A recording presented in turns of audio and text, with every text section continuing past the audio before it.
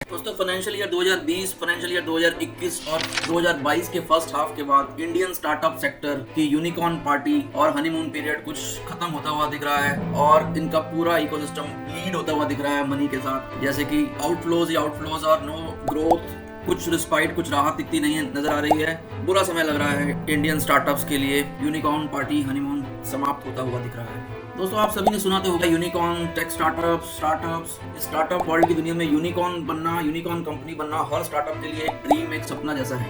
मगर क्या होता है यूनिकॉर्न? तो यूनिकॉर्न कंपनी दोस्तों जनरली एक टर्मिनोलॉजी यूज की जाती है उन कंपनीज के लिए, उन स्टार्टअप कंपनीज के लिए जिनकी वैल्यूएशन $1 बिलियन से क्रॉस कर जाती है without being listed on a stock market. So obviously $1 billion, you can imagine, without being listed on a stock market, huge, it's a huge thing. Anyway, coming back to our topic for today. दोस्तों एक analysis के according at least 55 unicorns out of 74 unicorns incurred a cumulative operating loss of 5.9 financial year 2022 billion dollar. मतलब 74% unicorns ने financial year 2022 में $6 billion का loss किया है, operating loss. अभी इसके बाद टैक्स लॉस और बाकी चीजें तो इफेक्टिव लॉस और ज्यादा है। In heavy loss making unicorns में से 14 ई कॉमर्स सेक्टर से हैं और उसके बाद 13 फिनटेक सेक्टर से हैं और 6 यूनिकॉर्न्स कंज्यूमर सर्विसेज सेक्टर से हैं। वाइल स्विगी, जो आपका फेमस ब्रांड स्विगी है, उसने $398 मिलियन का लॉस किया है फाइनेंशियल ईयर 22 में। भारत पे ने रिपोर्ट किया है $726 मिलियन का ऑपरेटिंग लॉस फाइनेंशियल ईयर 22 में। फ्लिपकार्ट ने $568 मिलियन का लॉस रिपोर्ट किया है फाइनेंशियल ईयर 22 में और मीशो ने रिपोर्ट किया है $422 मिलियन का ऑपरेटिंग लॉस। वर्से इनोवेशन ने रिपोर्ट किया है $343 मिलियन का लॉस। शेयर चैट ने $377 मिलियन का और अनअकैडमी ने $352 मिलियन का लॉस रिपोर्ट किया। अनदर यूनिकॉर्न उड़ान ने इनकर किया है $229 मिलियन का ऑपरेटिंग लॉस। ये जो क्यूरियस केस है एडटेक सेक्टर का, बाइजू का, इससे तो सब जानते हैं कि कितनों को हॉन्ट करता आ रहा है, ये अब कोई नई बात नहीं रही। इस कंपनी ने अभी भी रिपोर्ट किया है 4588 करोड़ का लॉस फाइनेंशियल ईयर 21 में, और जबकि उसके जो कंसोलिडेटेड रेवेन्यू है वो उससे आधे ही है अप्रोक्सीमेट, जो कि 2428 करोड़, मतलब अपनी टर्नओवर से भी डबल का loss. Can you imagine this? जी हाँ, it happens only in India, जहाँ शाहरुख खान बच्चों को बताते हैं कि पढ़ाई करो बायजूस पे, और उस पढ़ाई के लिए गरीब पेरेंट्स से इतनी हेफ्टी फीस, उनको लोन दिलवा के, लेवर करा के, डरा के उनके बच्चों के फ्यूचर के बारे में वसूल करी जाती है। और शाहरुख खान और इतने सारे सेलिब्रिटीज, इतने सारे स्पॉन्सरशिप्स, करोड़ों रुपए ले जाते हैं उन मिडिल क्लास और स्मॉल इनकम फैमिली से।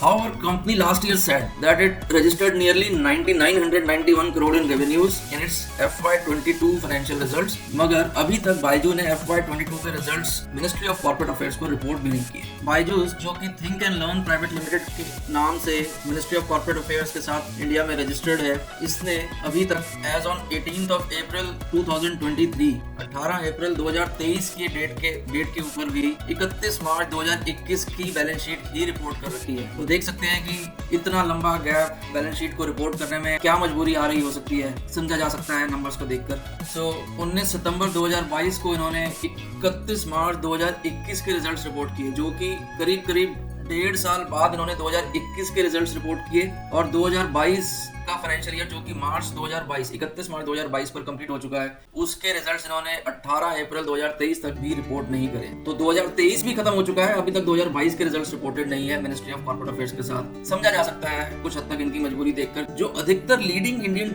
एडटेक स्टार्टअप्स हैं, ये खून की तरह पैसा बहा रहे हैं महीनों से। Some of these loss-making unicorn companies are expected to launch their IPOs also, जो खुद इतना लॉस इनकर कर रहे हैं, अब ये IPOs और मतलब पब्लिक का पैसा भी उठाने की तैयारी कर रहे हैं स्टॉक मार्केट में आकर।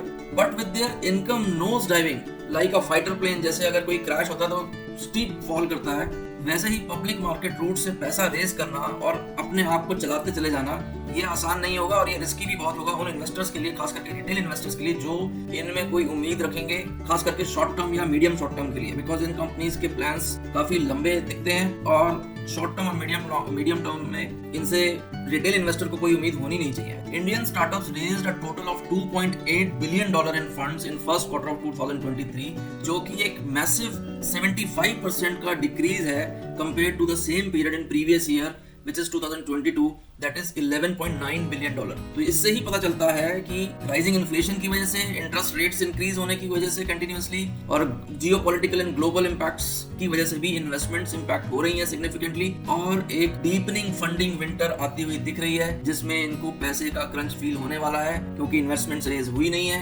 और loss continuously nose diving level पर स्टीपली इंक्रीज कर रहे हैं। God knows how will these unicorn startups manage their funds and cash flows. There were no new unicorns created in January to March period compared with 14 unicorns that were created in Q1 of 2022. The funding volumes contracted due to reduction in late stage funding. क्या होता है कि जो seed funding तो initially मिल जाती है काफी startups को आसानी से, मगर उसके बाद प्रूफ ऑफ कॉन्सेप्ट के बाद जब मार्केट में एक्चुअली आपको कन्वर्जन रेट बढ़ाना पड़ता है, एफिशिएंसीज लानी होती हैं और अपने टर्नओवर को कॉम्पिटिशन्स में इंक्रीज करना होता है, वहाँ पर काफ़ी जो प्लान्स हैं वो ब्रीच हो रहे होते हैं, वेरिएंसेस आ रहे होते हैं एडवर्स, जिसकी वजह से लेट स्टेज फंडिंग में इतना इजी नहीं होता है और वहाँ पर लेट स्टेज फंडिंग में डिले होना, रिडक्शन होना काफ़ी स्वाभाविक हो जाता है ऐसा सिनेरियो में। सो ये लेट स्टेज फंडिंग इस तरह के स्टार्टअप्स की 79% तक डिक्लाइन हुई है फर्स्ट क्वार्टर में, जो कि $1.8 बिलियन है compare to Q1 of 2022। Early stage round saw $844 million, a drop of 4%। So आप देख सकते हैं कि वहां पर लेट स्टेज फंडिंग में अप्रोक्सीमेटली 80% का डिक्लाइन दिखता है, जबकि ऑब्वियसली इफेक्ट तो हर जगह आएगा बट कंपैरेटिवली इतना ज्यादा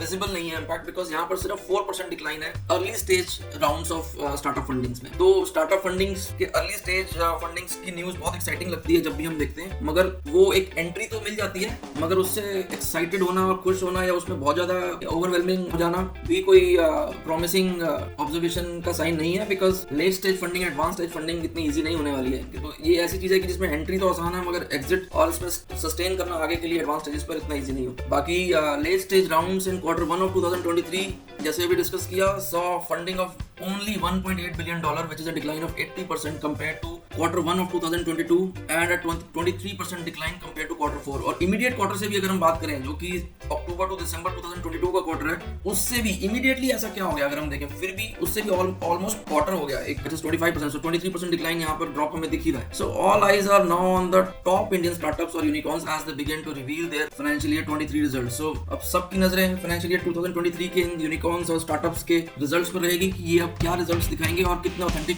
उम्मीद करते हैं कि ऑथेंटिक तो होगी, मगर इससे इनके आगे का प्रॉमिस बहुत समझ आएगा और मार्केट को ये कैसे इंपैक्ट करेंगे और इकोनॉमी कैसे इंपैक्ट होगी, इनसे भी छोटे बिजनेसेस और जॉब सेक्टर्स में क्या इंपैक्ट आएंगे, इसके ऊपर भी इनके रिजल्ट से बहुत इंपैक्ट पड़ने वाला है। So friends, that's it for today's topic. Please share your comments, अपने कमेंट शेयर करिए, आप क्या सोचते हैं इस टॉपिक के बारे में, स्टार्टअप यूनिकॉर्न्स के ऊपर बढ़ते हुए प्रेशर के बारे में और उनकी परफॉर्मेंस के बारे में। You can share your comments also as to how do you find this update relevant and how the startups world has been performing and how much promise they contain for the economy as a whole. Thanks for watching. Please do subscribe our channel to keep receiving continuous content from us and also encourage us. Thank you and God bless you.